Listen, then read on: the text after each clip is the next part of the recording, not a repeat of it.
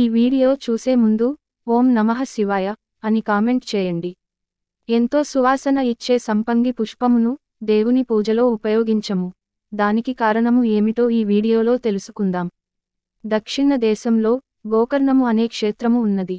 దానినే భూ కైలాసము అని కూడా అంటారు. నారద మునీంద్రుడు ఒకసారి గోకర్ణముకు వెళుతూ ఉండగా ఒక సంపెంగ చెట్టును చూశాడు. ఆ చెట్టు పూలతో విరపూసి ఉంది. ఆ చెట్టు దగ్గర ఒక ముసలాయన నిల్చుని ఒక గిన్నెను చేత్తో పట్టుకుని నుంచున్నాడు.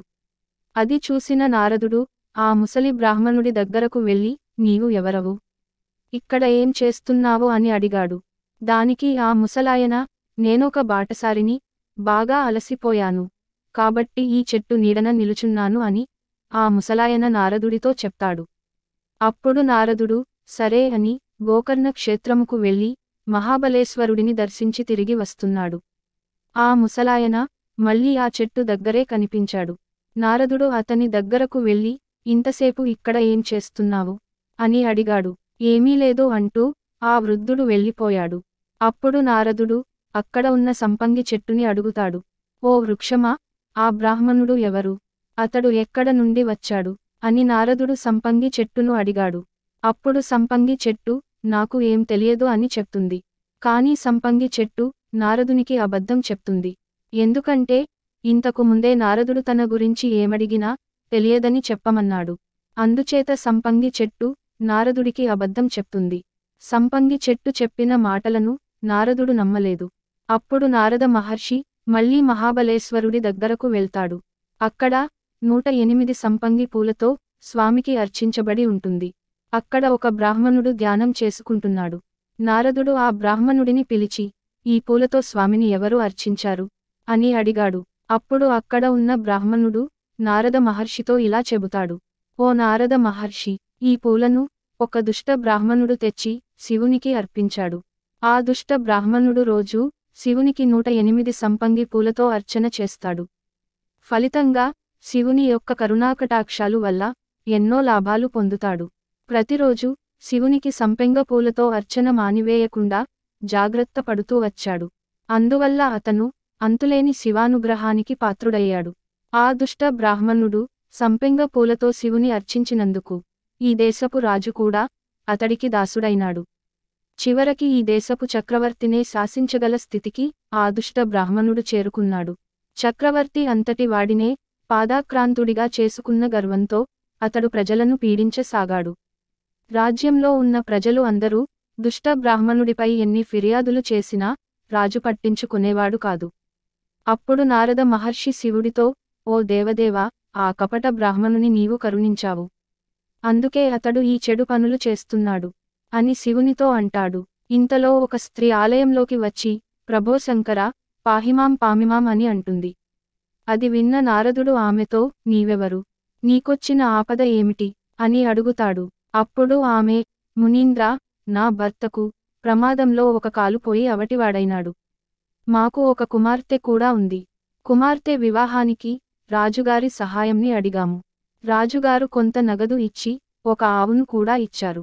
ఆ కపట బ్రాహ్మణుడు రాజుగారిచ్చిన నగదులో సగం తీసుకుని ఆవులో కూడా సగభాగం ఇమ్మంటున్నాడు. ఏం చేయాలో పాలుపోక శ్రీ మహాబలేశ్వరుని శరణు వేడుతున్నాను అని ఏడుస్తూ చెప్తుంది. ఆ మాటలు విన్న నారదుడు ఈశ్వరునితో, దేవా, ఇంకా నీవు ఉపేక్షిస్తావెందుకు? ఆ దుష్టుడిని వెంటనే శిక్షించు అని నారదుడు ఈశ్వరునికి చెప్తాడు.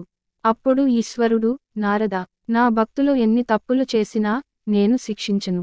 అందుచేత నువ్వే ఆ సంగతేదో చూడు అని శివుడు నారద మహర్షితో చెప్తాడు.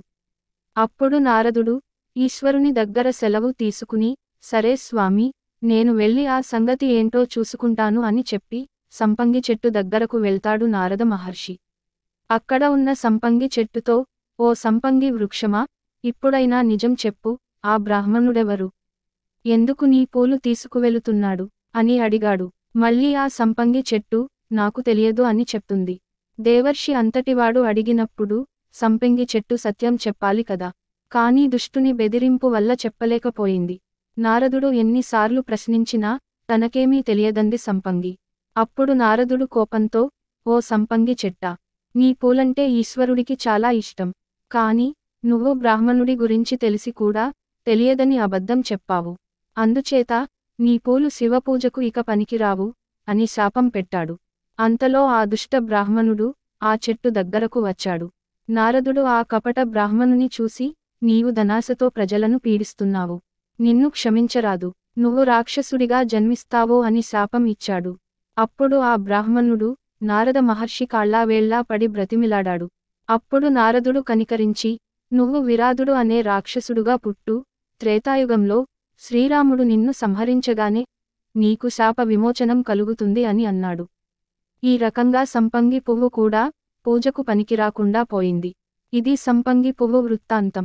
పూజకు పనికిరాని పూలలో ముఖ్యమైనది మొగలి పువ్వు. దీనికి కూడా శాపం ఉంది. బంతిపూలు కూడా పూజకు ఉపయోగించరు.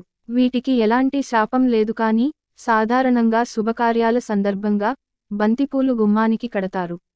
బంతిపూలకు క్రిమికీటకాలను ఆకర్షించే శక్తి ఉంది. కాబట్టి వీటిని గుళ్ళో ఉన్న దేవుని విగ్రహాలకు వేస్తే చుట్టుప్రక్కల ఉన్న క్రిమికీటకాలు అన్నీ అక్కడకు చేరతాయి. కాబట్టి క్రిమికీటకాలను ఆకర్షించే బంతిపూలను దేవుడికి వేస్తే వాటి వల్ల దైవ దర్శనానికి వచ్చే భక్తులకు ఇబ్బంది పడతారు. అందుకే బంతి పూలతో పూజ వద్దంటారు. క్రింద పడిన పూలు, వాసన చూసిన పూలు, కడిగిన పూలు, ఎడమ చేత్తో కోసిన పూలు, వాడిన పూలు పూజకు వినియోగించరాదు. పూజ చేసేటప్పుడు మధ్యవేలు, ఉంగరపు వేలుతో పువ్వులను సమర్పించాలి. పువ్వులు క్రింది ముఖంగా ఉండకుండా చూసుకోవాలి. ఈ వీడియో మీకు నచ్చితే లైక్ చేసి సబ్స్క్రైబ్ చేయండి.